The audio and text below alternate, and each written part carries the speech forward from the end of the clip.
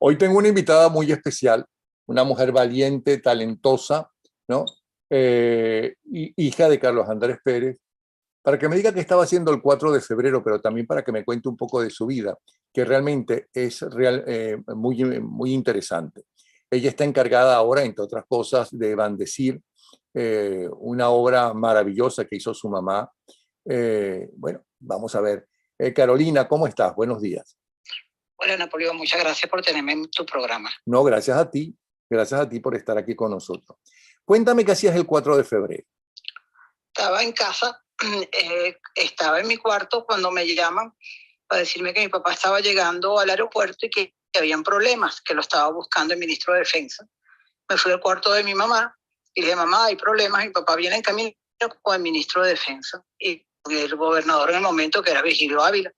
Y llega mi papá con el general Ochoa, Fernando y Virgilio, y entra al cuarto de la antesala del cuarto de ellos y nos dice, hubo un problema, hay un problema, un levantamiento en Maracaibo, pero bueno, yo me voy a acostar, estoy muy cansado. Mi papá se va, se mete en el vestido, se cambia y se acuesta, y como a los 15 minutos suena el Inter y es el ministro de Defensa, Fernando Ochoa Antich.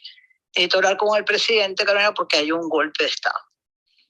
Yo lo levanto, él se vuelve a poner la ropa que traía del viaje de Davos, y nos dice, yo las llamo, inmediatamente me voy para Miraflores, mi mamá le dice, Carlos Andrés, ¿qué está pasando? Bueno, ahora se levantó el cuartel de Palo Negro y se va.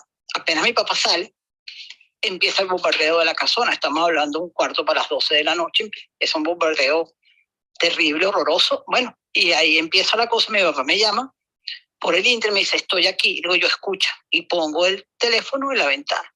Y dice, ¿cómo es eso? ¿Pero cómo es eso? Y bueno, ya nos están bombardeando. Y ahí se cae la comunicación. Ya después nos empezamos a comunicar, es mi papá por celular, y después ya mi papá pues está tratando de ver cómo se va, y yo me estoy comunicando es con el general Ochoa Antich, que es un hombre al cual nosotros queremos muchísimo, apreciamos muchísimo, y mi mamá pues los conoce de toda la vida. Sus padres eran familia de amigos de mis abuelos. Por lo tanto, mi mamá le dice, vamos a hacerle caso a lo que diga el general. Y así fue. Nos dijo, yo estoy tratando de mandarle refuerzos, pero tu papá quiere, pero yo no puedo mandar refuerzos porque yo no sé quién está a favor o en contra. Eso mi papá me llama, me dice, Carolina, páseme a Blanca. Y yo le paso a mi mamá. Le dice, Blanca, no puedo mandar a nadie. No tenemos cómo saber quiénes están en contra. Bueno, y eso sí fue toda la noche, hasta las 5, 4:30, que hubo pues el alto en fuego para poder traer a los soldados de ellos y de nosotros adentro. Bueno, y fue todo eso, hasta que llegó el general Ochoa a las 6:30 a revisar todo lo que estaba pasando. Bueno, tú sabes, yo creo que toda Venezuela sabe, que el comandante de la casona estaba metido en el golpe, y bueno, la mitad del batallón estaba de vacaciones, no había casi armas, se tuvo que romper con un tiro que lo hizo un soldado para poder sacar todas las municiones. Bueno, fue toda una cosa bastante trágica y terrible, ¿no? Porque en mi caso no había nadie, menos mal que mi papá pudo salir y no le pasó nada. Aunque hoy aquí hay una gran narrativa en la radio, en el Canal 8, diciendo que jamás ellos querían matar al presidente y que nada de esto es como se cuenta, ¿no? Ahora hay una nueva narrativa de esta gente que es cómico, ¿no? Porque, mira, todos sabemos lo que está pasando, los que vivimos en Venezuela sabemos la tragedia que hay hoy en Venezuela, la exclusión, el hambre, el desastre, la falta de comida. Pero es impresionante, ¿no? Cómo este gobierno ha tratado de cambiar totalmente la situación. Bueno, hoy inauguraron una plaza, la Plaza de la Rebelión. Carolina, antes de que me sigas contando lo que vivieron el 4 de febrero, vamos a aclarar que se te está escuchando solamente porque el internet es un desastre y que estamos escuchándote a través del teléfono. Carolina, entonces tu papá, no sé si tu papá, pero tu mamá me dijiste, y ustedes nunca pensaron que Ochoa Antich estuviera metido, como alguien dice, en el golpe. Jamás. Jamás. Ochoa Antich es un hombre que yo lo he dicho siempre, querido por mi familia, muy querido por mi papá y mi mamá. De hecho, Ochoa fue el primero que llegó. Ochoa llegó a las 6:30 de la mañana a la casona. Y si él le hubiese dicho a mi madre, doña Blanca, mando... Aló. Me digas que se cayó. De hecho, el año pasado De hecho, el año pasado, en que mi papá cumplía 10 años de su fallecimiento, fue Ochoa el que estuvo ahí y habló. Nosotros somos muy allegados a la familia Ochoa Antís. Lo queremos mucho a él, a su esposa, a toda su familia. Ajá. Entonces, empezaron los tiroteos afuera de donde estaban ustedes, en la casona. ¿Dónde se metieron ustedes? ¿Qué hicieron ustedes? Porque podían, bueno, cualquier bala... Nosotros estábamos en la antesala del cuarto donde duerme mi papá y mi mamá. Yo tuve que salir a buscar a mis dos sobrinos que estaban en los cuartos que estaban al lado de la piscina, que fue el lado más atacado. Yo tuve que salir con guardias civiles a buscarlos porque tenían 4 y 5 años. Mi mamá los metió en un vestier para poder protegerlos. Bueno, ellos lloraban porque es que, bueno, Napoleón, yo lo he dicho muchas veces, todo temblaba, las paredes vibraban, las lámparas vibraban. Gracias a Dios que no nos tiraron morteros que no explotaron. Me explico, pero fue algo impresionante. Ahora ellos dicen que no, que nada de eso es cierto. Bueno, ahí están las fotos, ahí está todo lo que pasó. Ahora, ¿ellos qué pretendían? ¿Querían entrar en la casona y secuestrarlos y matar al presidente? ¿Qué era lo que pretendían? ¿Qué era lo que ustedes sentían en ese momento que ellos pretendían? Porque si tenían todas esas armas, ¿por qué no entraron a la casona? No pudieron. La casona como una fortaleza. Los guardias que estaban ahí, de verdad que hicieron una labor impresionante, ¿ok? Y nunca pudieron llegar a la puerta. Hicieron muchos tiros. Ellos pensaban que atacándonos como un batallón, con esa fuerza, que nosotros nos íbamos a rendir. Pero bueno, no conocen a mi mamá. Mi mamá es una andina, ¿sabes? Fuerte. Ella tuvo que combatir la dictadura de Pérez Jiménez. Mi mamá no se iba a rendir. Y se lo dijo así al comandante Bacalao, que ya falleció. Le dijo, yo no me rindo. O sea, si es necesario, yo agarro una pistola y salgo a defender aquí la casona. Además, como yo voy a abandonar, aquí hay un personal, aquí hay unos soldados, aquí hay gente que nos defiende. Y yo tengo mucha gente aquí y se lo dijo claramente, yo de aquí no voy a salir. Y la única brava en esa casa no era solamente tu mamá, porque tengo entendido que tú no te quedas atrás y empezaste a ayudar y buscar toallas o algo de eso. ¿Qué hiciste tú? Bueno, no, a mí ¿Aló? Creo que se cayó la llamada. ¿Aló? Se está reconectando. ¿Aló? Cada vez se aísla más el país. ¿Aló? ¿Aló?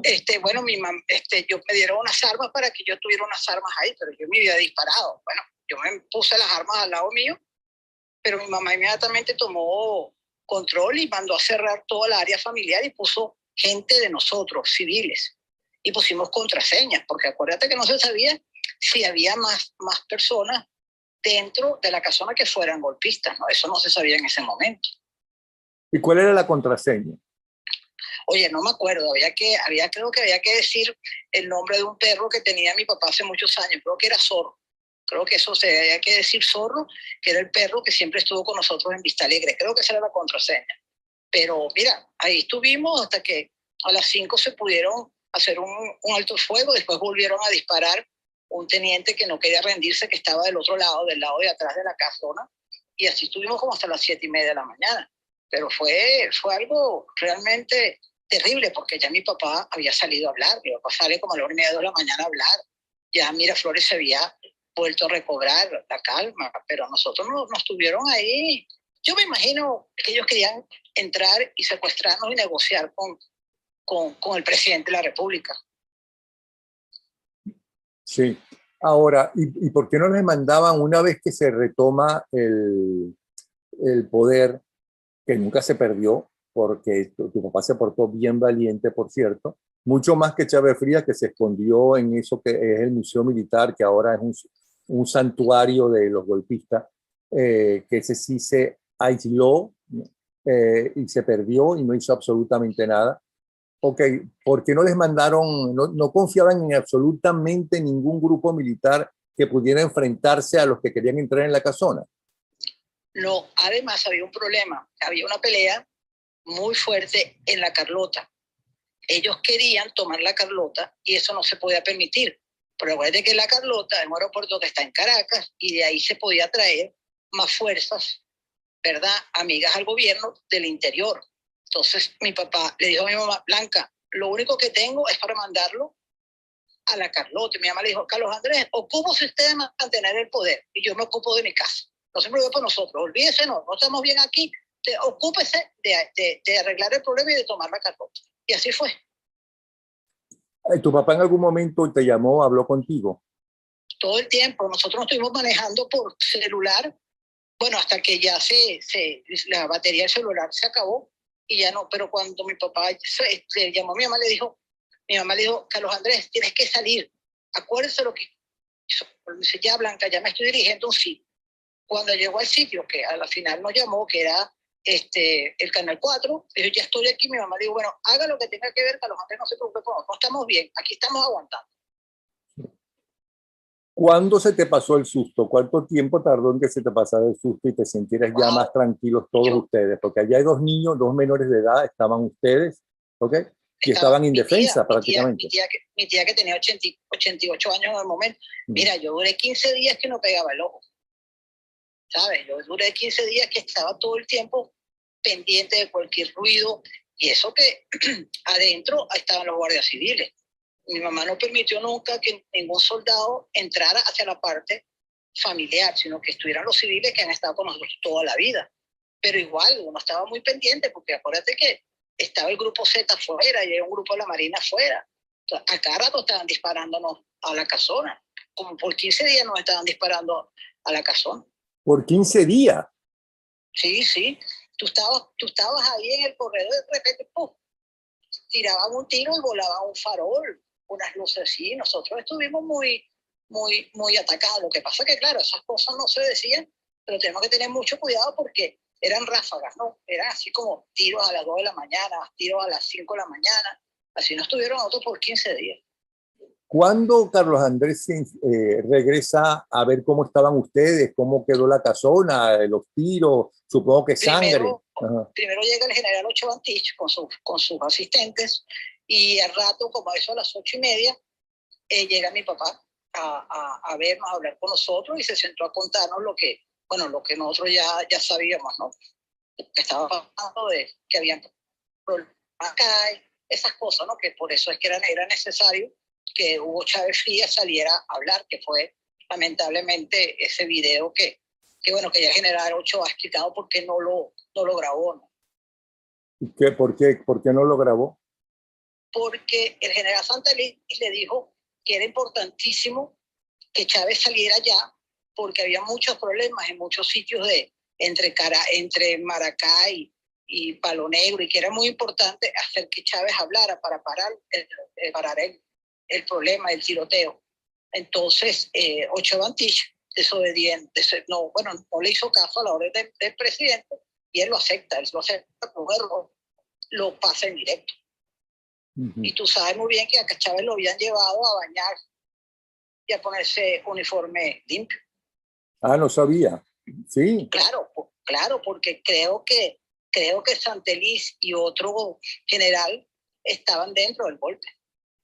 Es que la idea del... mucha gente, Napoleón, acuérdate que esto es algo que venía de tiempo, ¿no? Acuérdate que aquí hubo el ataque de los tanques, cuando Jaime, aquí hubo muchas cosas. Lo que pasa es que lamentablemente yo creo que Carlos Andrés Pérez y los políticos de la época, ellos creían que al llegar al poder en el 58 se le había acabado esa semilla que han tenido los militares en este país de dar golpes, ¿no? Ellos se confiaron lamentablemente y no se dieron cuenta que no, que había mucha gente, muchos militares que todavía tenían esa semilla, y eso siguió creciendo y yo creo que toda Venezuela han leído montones de libros que se han escrito sobre qué pasaba aquí en Venezuela en los 60, en los 70, los 80. Claro, pero las intentonas de golpe no son nuevas y no se acabaron en el 58. Todo el tiempo hubo intentonas de golpe contra Betancourt, contra León y contra Caldera. 22 intentonas mientras que él fue presidente. ¿Cómo? 22 intentonas le dieron a Rómulo Betancourt. La extrema derecha y la extrema izquierda, porque no solamente era la izquierda, era también la extrema derecha. Bueno, ¿y qué crees tú que fue el golpe del 4 de febrero? Y que fue el golpe seco que le dieron a Pérez después. Después, como siempre ha pasado, Medina, ¿a quién apoyó a Medina cuando Medina? Los comunistas. sea, eso es la historia de este país. Siempre la ultraizquierda y la ultraderecha han estado para acabar con un sistema como el sistema venezolano, que fue el mejor sistema democrático a pesar de los errores que ha tenido América Latina. Lo que pasa es que ni los políticos, ni la gente, ni las élites, ni los medios, ni las clases dominantes entendían lo que estaba pasando. Es lo lamentable, es lo doloroso, cómo aquí se prestaron tanta gente porque pensaban que iban a acabar con Carlos Andrés Pérez y con Acción Democrática. Tú sabes, ese partido que cómo es posible que haya llegado cuando era un partido de zonas de patas en suelo, ¿verdad? Pero es el partido que más hizo por Venezuela en la historia de este país. Bueno, mira, no solamente acabaron a Carlos Andrés Pérez, no solamente lo obligaron a irse, pero acabaron con Venezuela. Porque lo que estamos viviendo hoy en día, Napoleón, creo que bueno, no voy a contarlo porque lo vivimos aquí, pero para la gente de afuera tiene que entender que acabaron con Venezuela. Y ahora hablan de que este es el país, pobre, no, es el país de los excluyentes. Este es el país donde si tú no tienes plata, tú no puedes comprar una medicina. Si tú no tienes plata, tú no te puedes salvar de COVID. Porque es mentira, los hospitales no tienen nada, tú tienes que llevar todo. Entonces tú dices, caramba, ¿cómo llegamos a esto, Napoleón? Pero Carolina, ¿tú no sientes que el golpe del 4 de febrero, la intentona del 4 de febrero, fue un fracaso militar? ¿Ok? Pero el verdadero golpe exitoso contra la democracia no fue la destitución de tu papá, que no le hicieron, por cierto, los militares, sino entre otros sus excompañeros de Acción Democrática que terminan votándolo hasta del partido. Bueno, vamos a entender algo. La primera intentona fue este golpe fallido, pero ya habían otra gente como José Vicente Rangel, Urlar Pietre y otros, ¿verdad? Que fue este famoso noticia crímenes que salió en el periódico de la partida secreta. O sea, esto está muy claro. O sea, a Andrés Pérez lo sacaban porque lo sacaban. Y eso se sabe desde la misma campaña. O sea, yo creo que aquí hay mucha gente que sabe que había un complot porque Andrés Pérez ganaba, que ya sabía que era imposible que él no ganara, cómo sacarlo del gobierno. Y ahí se volvió a unir, ¿verdad? Es gente que ha quedado siempre resentida por lo que pasó en el 45, que no solo perdona Urlar Pietre, ¿verdad? Y otras personas como Rafael Caldera, que nunca perdonó la Acción Democrática fuera el partido del pueblo, porque era el partido del pueblo. Son otras cosas que pasaron después, pero Acción Democrática realmente fue el partido que más cosas hizo en este país. Entonces, mira, Napoleón, claro que sí, pero esto fue planificado. De Chávez lo que hizo fue empezar algo, pero ya había gente que estaba tramando todo esto. Ojalá, ¿verdad?, que haya historiadores que quieran estudiar qué pasó, porque mucha gente, y esto hay que contarlo, Napoleón, esto hay que contarlo porque esto no puede volver a pasar. No puede ser que un país, ¿verdad?, que en el año 92, aunque la narrativa buena es otra, diga que este país estaba cayendo. No, aquí no había la pobreza que hay hoy en día. Aquí no hay el hambre que hay hoy en día, Napoleón. Aquí no hay la tristeza que tú ves en los ojos de los venezolanos caminando como unos zombies en las calles. O sea, hay que ver, Napoleón, lo que es salir a Caracas. Yo te digo una cosa, y la gente dirá que yo estoy siendo cínica. Yo a veces le doy gracias a Dios, ¿sabes?, que me quitó la vista, de no ver el sufrimiento que ven mi familia en las calles. Eran niños tirados dentro de los cubos de basura, sacando basura. ¿Sabes? Yo eso no lo veo. Entonces tal vez yo estoy un poco librada de este horror que tiene que ver la gente que vive en este país. ¿Sabes? Entonces yo tal vez puedo ser un poco más, no sé, más clara cuando hablo, porque no, mi vista no está viendo esta tristeza, este horror. Los viejitos que andan por la calle deambulando sin rumbo, porque sus hijos se han ido, lo han tenido que dejar solos. Esto es algo, mira, yo escucho a Diosdado Cabello en su mazo, a Mario Silva en su hojilla, y yo digo, caramba, de verdad, que la ideología es ciega, ¿no? Porque no puede ser que esta gente tenga, chico, forma de hablar y que digan que ellos salvaron a Venezuela. ¿Cómo la salvaron? Ellos hundieron a Venezuela, Napoleón. 7 millones de personas se han ido. Y no son eso que dice que se han ido porque la oposición ha creado unas redes para engañar. No, se han ido porque no pueden vivir en Venezuela, Napoleón. Porque aquí la gente se muere de mengua. ¿Tú tienes esperanza de que esto cambie, que cambie un tiempo más o menos cercano, de tú ver el cambio? Es muy difícil, Napoleón, porque lamentablemente hemos tenido muchos líderes valientes, pero con la valentía tú no sacas a un gobierno como este.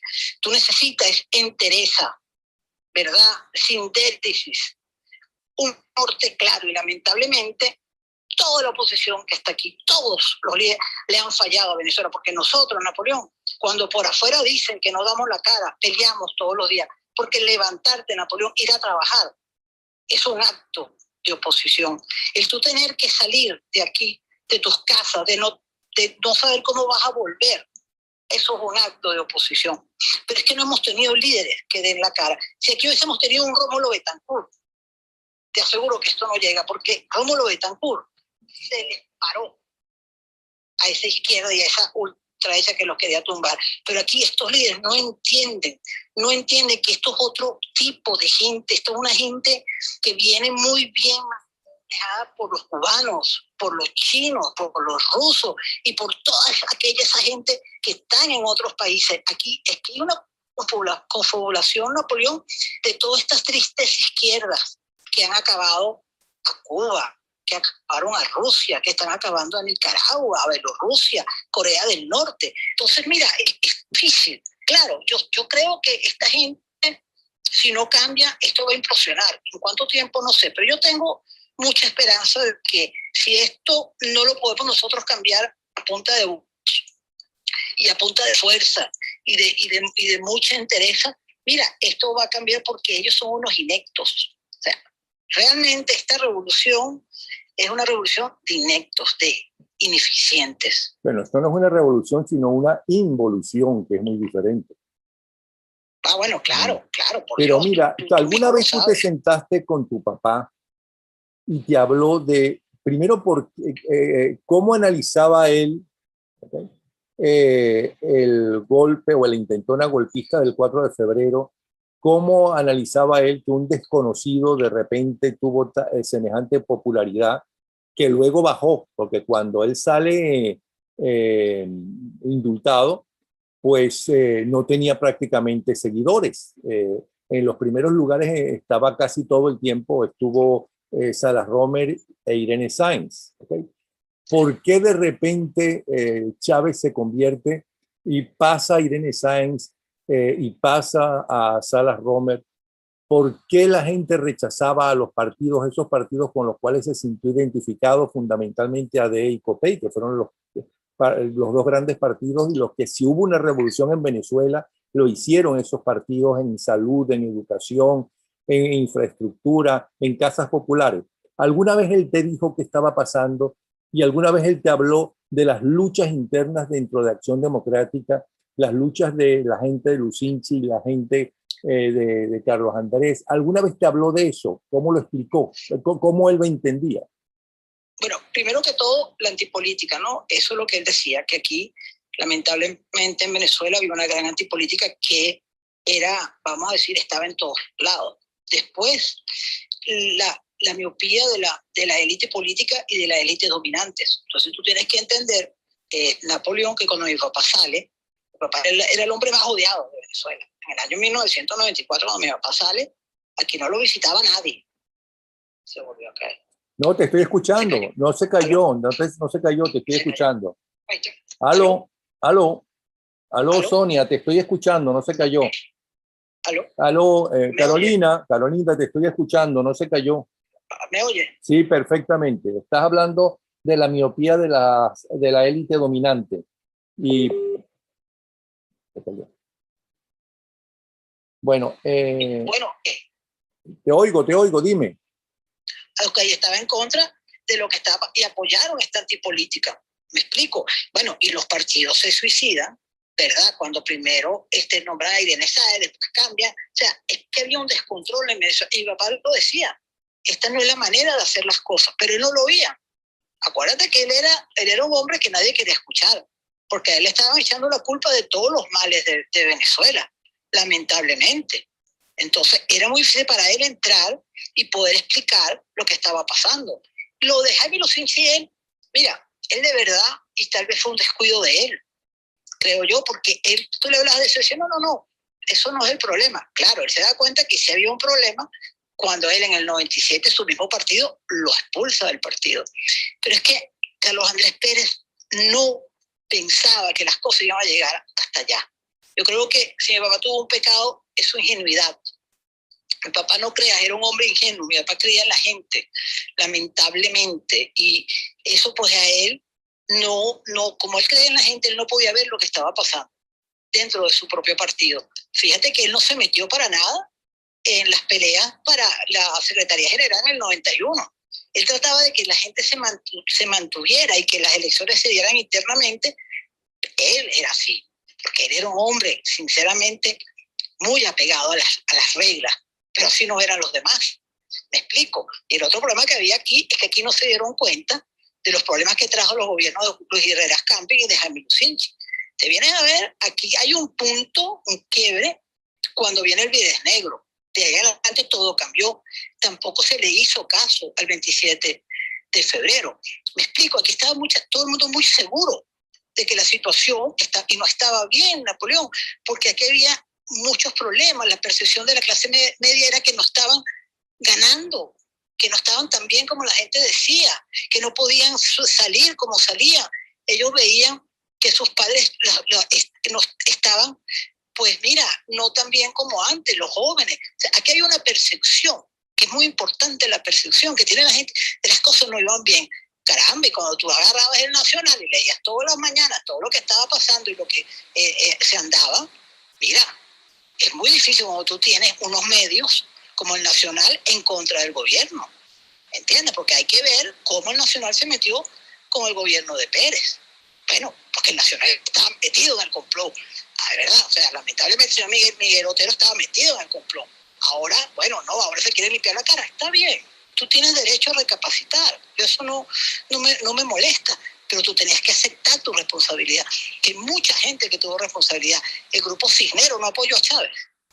Caramba, vamos a dar la cara, vamos a entender y decir, miren, nos dio una locura nacional, la locura afectó a Venezuela, ¿entiendes? Entonces es muy difícil para un Pérez que la gente lo quisiera escuchar. Wow, mi papá lo oyó en el 99, mi papá lo dijo, si gana Chávez, esto se acaba.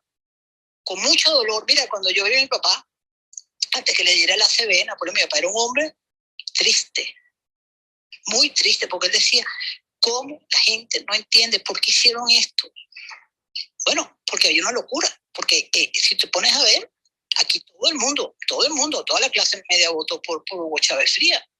Entonces es muy difícil de tú ir contra la corriente, Napoleón, porque era una percepción que la democracia no estaba ayudando. Pero Carolina, hay cosas que me da la impresión que exageras. Primero, no todo el mundo votó por Chávez Frías. La mayoría, hubo una enorme abstención, y de los que votaron, él ganó por la diferencia entre él y Salas Romer fue muy poca, ¿ok? No fue que fue una mayoría que él ganó de forma absoluta. Mayoría fue por la que ganó Lucinchi, por cierto. En eso sí fue una mayoría. O la que ganó Pérez por segunda vez. No estamos de acuerdo. Pero bueno, es lo mismo. Unos votaron y otros se abstuvieron. Pero ¿por qué crees tú que...? Tú no te puedes abstener. ¿Alguna vez tu papá te dijo por qué la gente no entendió los cambios y la modernización que él quería hacer con sus ministros jóvenes graduados en las mejores universidades, tanto nacionales como internacionales, y que hoy ocupan puestos importantísimos en el mundo ahora que están en el exilio? ¿Nunca te dijo qué fue en qué fallamos nosotros, que a pesar de que el país estaba creciendo, el crecimiento no llega inmediatamente y lo siente inmediatamente el pueblo? Se tarda en llegar. ¿Qué fue lo que falló? Porque fíjate que inclusive después se lanzó Miguel Rodríguez para enfrentarse a Chávez Frías, ¿no? Y evidentemente a Salas Romer, y la gente no votó por Miguel Rodríguez, es decir, no votó por el hombre de Carlos Andrés Pérez. ¿Qué fue lo que pasó? Bueno, ¿qué entendió él que pasó? Bueno, por el mismo factor de la antipolítica. O sea, la gente no creía en estos dos partidos, que eran Acción Democrática y Copey, porque había una percepción de que estos partidos no hicieron nada.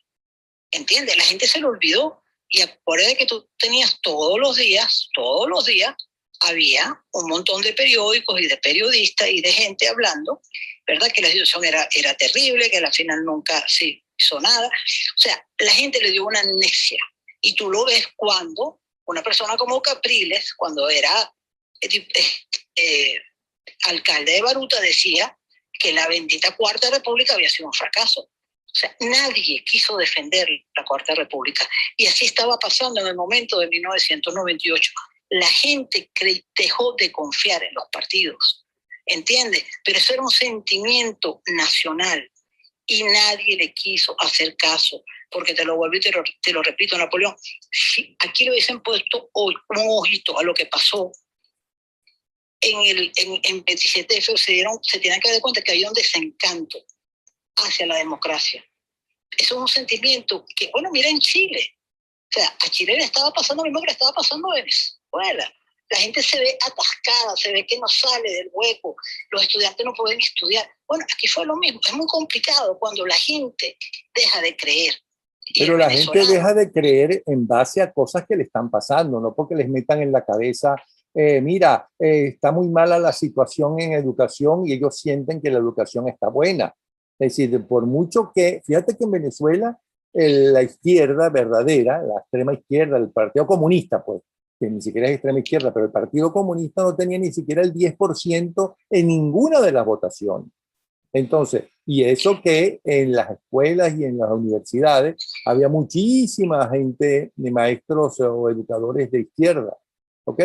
Pero no convencieron a la gente así. En cambio, Acción Democrática y COPEI sí convenció a la gente a la gente y eran los partidos del país.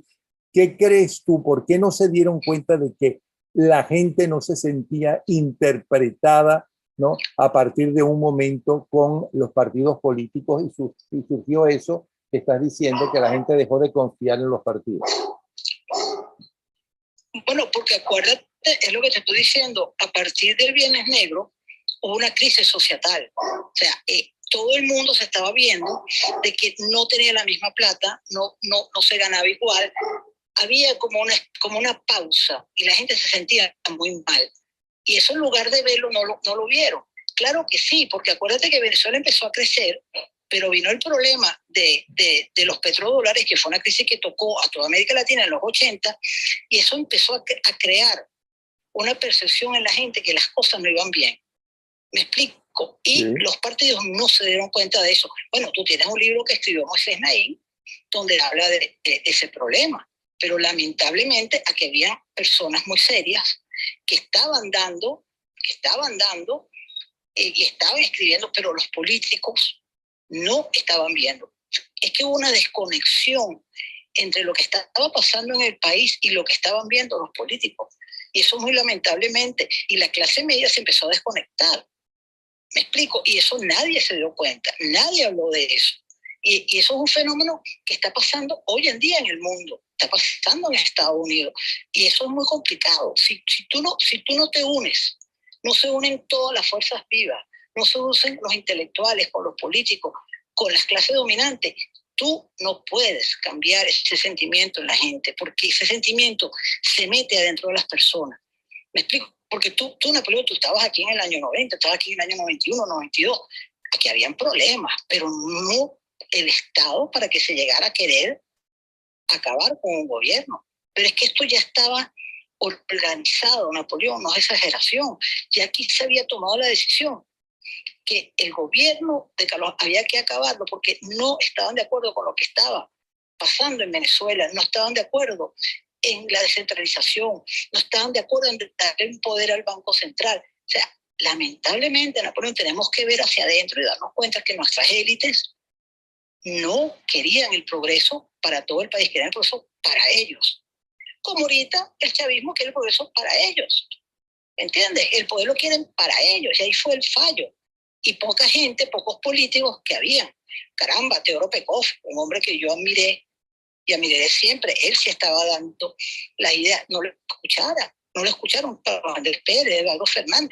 Aquí había gente muy seria que estaba hablando sobre lo que, pero no querían escucharlo. Y lamentablemente, Napoleón, cuando tú pierdes eso, no hay manera. Hoy en día, no tenemos medios que nos ayuden, pero en esa época sí lo tenían, pero los medios tenían que entender lo que estaba pasando. O sea, aquí cada quien tenemos que aceptar nuestras culpas. Nosotros como ciudadanos venezolanos también somos culpables, porque no nos estábamos dando cuenta de lo que estaba pasando, y que a pesar de que la democracia no estaba dando lo que nosotros queríamos, es el mejor sistema que hay en el mundo. Pero no nos Sí, pero yo creo, Carolina, yo creo que la gente jamás, ni la dirigencia, ni los dirigidos, ni a la gente que confió en Acción Democrática durante tantas décadas, ni en Copey, ni en los otros, jamás se le ocurrió la idea, jamás, que el país pudiera llegar a eso. Muchos lamentablemente no añoraban a eso que es el gendarme necesario, ¿ok? Y creen que una dictadura pueda solucionar las cosas, pero otros pensaban que lo que se necesita era alguien que estuviera contra los partidos, ¿no? Entonces, como ahora sucede en buena parte de Occidente. Y salimos de una crisis, porque vivíamos en una crisis, el país estaba en una crisis muy seria, ¿ok? A algo muchísimo más profundo y peor. Pero yo no creo que la gente votó por Chávez Frías. La gente votó en rechazo a AD y a Copey. Fíjate que el último gobierno que gobernó con partidos fue el de Lucinchi. Caldera no gobernó con su partido, ya no estaba ni siquiera en ese partido. Carlos Andrés gobernó en contra de su partido porque el partido no lo apoyó a Carlos Andrés. Eso no es así. Eso no es así. Mira, Napoleón, pasa que hay toda una narrativa contra todo lo que Carlos Andrés Pérez fue aprobado por el CNDD. Todo. Nada. Ojalá salga por ahí las actas de todas las sesiones que hubo en Acción Democrática con el presidente Carlos Andrés Pérez, y se dé cuenta que todo lo que se hizo fue aprobado por Acción Democrática. Pasa que es muy bueno decir cuando las cosas no les van, ¿verdad? Que ellos no, todo fue aprobado. Pero Carolina, espérate. Que el señor Henry Ramos Ayub se metió en el Congreso y le creó un problema al presidente, eso es cierto. Pero todas las cosas, cuando se habló de los ministros, cuando se habló de tomar las decisiones para la economía nueva que se estaba haciendo, donde Miguel era el, vamos a decir, el que estaba con Pedro Tinoco manejando todo eso se aprobó por el partido. Esas actas existen, lo que pasa es que no las han querido sacar. Pero propios ministros de Carlos Andrés dicen todo lo contrario, que Acción Democrática estaba en contra de las nuevas medidas y la modernización que quería hacer Carlos Andrés. Bueno, fíjate que eso es así, por lo menos el IVA se lo negó Henry Ramos Ayub como presidente de la fracción. Pero que digo que todas esas cosas fueron aprobadas. Ahora, que ellos lo aprobaban y después salían públicamente, bueno, esa es la tragedia de este país, la hipocresía en que se estaba viviendo. Me explico, pero eso no solamente lo hacía Acción Democrática. Cuando se llamaba a los empleados, decían, claro, vamos a estar, y después iban a hablar mal de lo que se estaba haciendo. O sea, no había seriedad, porque como tú lo viste, nadie se imaginó que se estaba jugando el país, nadie, ni tú, ni yo, nadie se imaginó eso. Lamentablemente caímos en un juego macabro que otros estaban manejando, que otros estaban manipulando, y caímos en esto, porque todo esto, Napoleón, y hay que estudiarlo muy bien, todo esto fue muy bien estudiado. Aquí había un complot de mucha gente, empezando por el señor Fidel Castro, ¿verdad?, que estaba metido en esto desde el principio. Mira, Rómulo Betancourt se lo dijo a Kennedy. Mientras que Fidel Castro esté en esa isla, la democracia de América Latina va a estar en peligro. Y así fue. Aquí está como un país como Venezuela está siendo manejado desde una isla. Sabemos cómo están los cubanos aquí. Entonces, mira, es muy difícil. Si nosotros no nos sentamos realmente a repensar el país y a ver los errores que cometimos, no vamos a salir de esto. Y los políticos, Napoleón, tienen que hablarle al país con la verdad. Tenemos que dejar de estar pensando en los puestos, en los dólares, y tenemos que nacionalizar nuestra política. No puede ser, Napoleón, que hoy en día aquí un Juan Guaidó tiene que esperar que le digan desde Estados Unidos qué hacer. Eso es penoso, eso jamás lo hubiese permitido Rómulo Betancourt, Raúl León ni Carlos Andrés Pérez. ¿Me explico? O sea, tenemos que nacionalizar nuestra política, Napoleón. Si no, no vamos a salir de esto. Nunca, Napoleón, nunca. Porque aquí necesitamos gente que entienda lo que está pasando y que hagamos las cosas por nosotros, no por intereses de afuera. Es muy bueno que nos ayuden, pero quien tiene que decidir somos nosotros, son nuestros políticos. Pero este liderazgo fracasó. Juan Guaidó fracasó. Él debería de tener la honestidad de decir, renuncio, me voy. Porque mientras que él esté aquí, aquí hay una gran confusión. Estados Unidos no sabe qué hacer. Y no va a saber qué hacer porque el pobre presidente Biden tiene un montón de problemas, porque Estados Unidos está pasando lo mismo. La antipolítica tomó a los Estados Unidos. Imagínate lo que está pasando hoy en día. Entonces, no podemos seguir ocupándonos de Estados Unidos. Tenemos que ocuparnos nosotros. Mira, Napoleón, aquí necesitamos nueva gente. No puede ser toda esta gente que ha estado 23 años manejando la oposición en este país, porque aquí, gracias a esa locura del 23 de enero del 2019, aquí se le acabó la esperanza a todo el mundo. Aquí no existe Guaidó, aquí no existe María Corina, aquí no existe nadie. Aquí la gente está tratando de sobrevivir, Napoleón. Aquí la gente no tiene ni cómo comer, entonces la gente tiene que salir a buscar trabajo. Hasta que no nos damos cuenta de lo que nos está pasando, no vamos a poder salir de esto. Carolina, yo quería hablar un poco también de tu vida, ¿cómo se llama? De tu lucha y la de tu mamá, pero se nos hizo largo esto y bien interesante. Me debes entonces otro programa para hablar de tu dimensión humana. Oye, muchas gracias, Napoleón, por haber pensado en nosotros. De verdad que, bueno, mi respeto. Y bueno, aquí estaremos, Napoleón, con nosotros. A nosotros no nos saca nadie de Venezuela. Ok. Un abrazo, Carolina. Un gran abrazo. Gracias, Carolina. Hasta luego. Hasta luego. Chao.